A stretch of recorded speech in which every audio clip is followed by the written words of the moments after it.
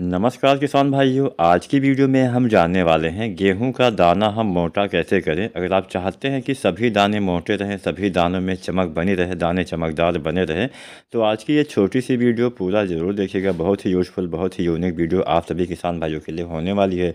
और अगर आप सभी किसान साथी SRJ खेती चैनल पर नए हैं लेकिन अभी तक आपने चैनल को सब्सक्राइब नहीं किया है, तो आप सभी से रिक्वेस्ट है चैनल को सब्सक्राइब करके बेल आइकन जरूर दबाएं।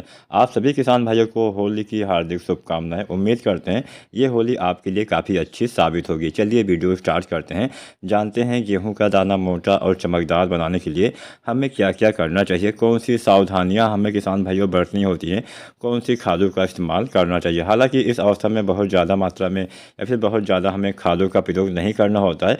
बस छोटी छोटी सावधानियाँ आपको बरतनी होती हैं जिससे आप गेहूँ में अच्छे और मोटे दाने पा सकते हैं। तो उसी के बारे में हम चर्चा करेंगे। सबसे पहले कुछ छोटी छोटी सावधानियों के बारे में हम जान लेते हैं। किसान साथियों, ज़्यादातर किसान भाइयों की अभी गेहूं की बालियां निकल आई होंगी। तो अगर गेहूं की बालियां निकल आई हैं तो यहाँ पे हम उन किसान भाइयों की बात कर लेते हैं। हालांकि अभी भी कुछ ऐसे किसान साथी हो सकते हैं जिन्होंने गेहूं की बुआई थोड़ा सा देर में की होगी।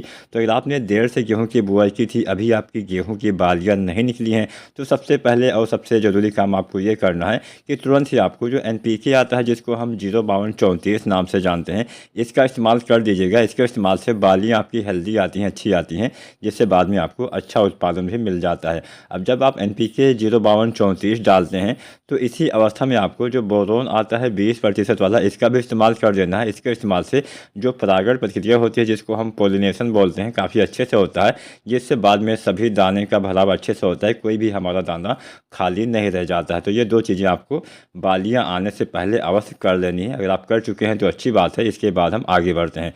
तो अगर आपकी गेहूँ की बालियाँ संपूर्ण निकल आई हैं तो संपूर्ण बालियाँ निकलने के तुरंत बाद आपको एक NPK आता है, जिसको हम 0050 के नाम से जानते हैं, इसका इस्तेमाल किसान साथियों करना है। बहुत से लोग कमेंट ये भी करते हैं कि बालियाँ निकल रही हैं तब हमें डालना है, निकलने के बाद डालना है, कब हमें डालना है। तो बस आप इतना समझ लीजिए कि जब मान के चलिए 90-95% तक आपकी बालियाँ बाहर आ जाएँ, तब आप इस NPK खाद का इस्तेमाल कर सकते हैं। इसके इस्तेमाल से बहुत बढ़िया फ़ायदा मिलने वाला है, आपके सभी दाने का भराव अच्छे से हो पाएगा। बहुत से लोग ये भी बोलते हैं कि क्या हमें जब हम NPK 0050 का इस्तेमाल करते हैं तब हमें बोरोन खाद का इस्तेमाल करना चाहिए। किसान साथियों, बोरोन खाद के इस्तेमाल से खासकर फ़ायदा मिलता है पोलिनेशन में, यानी परागण प्रक्रिया में फ़ायदा मिलता है। इसके अलावा भी बहुत सारे कार्य होते हैं, लेकिन अगर हम जानें सबसे अच्छा समय क्या होता है, तो गेहूं की फसल में बोरोन का इस्तेमाल वैसे तो आप कभी भी कर सकते हैं, आपकी मर्जी, लेकिन हाँ, दो ऐसा टाइम होता है जिस समय आप डालेंगे तो सबसे ज़्यादा लाभ मिलता है। पहला समय होता है जब कल्ले का विकास हो रहा होता है, इस समय भी बहुत सारे किसान भाई इसका प्रयोग करते हैं,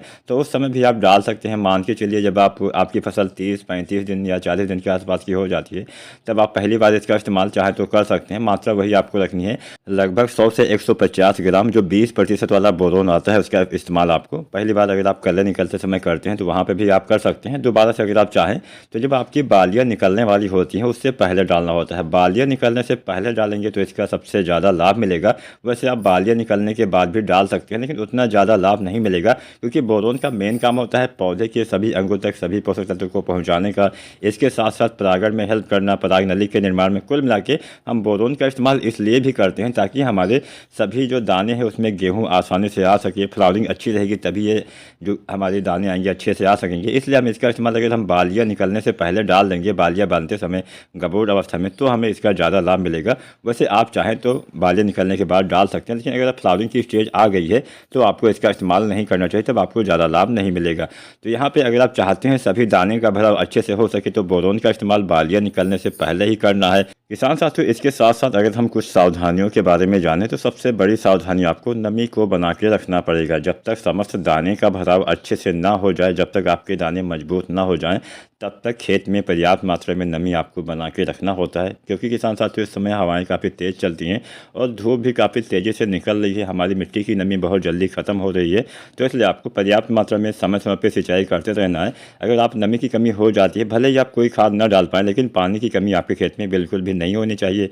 पानी की कमी हो जाएगी, दाने पतले रह जाएंगे, मोटे नहीं हो पाएंगे, जिससे आपको आपका ही नुकसान होगा, आपके दाने का भराव अच्छे से नहीं हो पाएगा। तो अगर आप चाहते हैं दाने का भराव अच्छे से हो सके, दाने में चमक चमक बनी रहे, आपका दाना चमकदार रहे, जिससे बाजार में आपको अच्छी कीमत मिल सके, तो इसके लिए आपको बालियाँ निकलने के बाद आपको NPK 0050 1 से 1.5 kg अवश्य डालना है। किसान साथियों, इस अवस्था में नमी भी आपको बना के रखना पड़ेगा। केवल ये 2 बातें आपको ध्यान रखनी है, आप भी अपने गेहूँ में अच्छी और ज़्यादा उत्पादन ले पाएंगे। अगर आज की वीडियो, आज की जानकारी किसान भाइयों आप सभी को पसंद आई हो, वीडियो को लाइक ज़रूर करें और चैनल को सब्सक्राइब जरूर करें। धन्यवाद।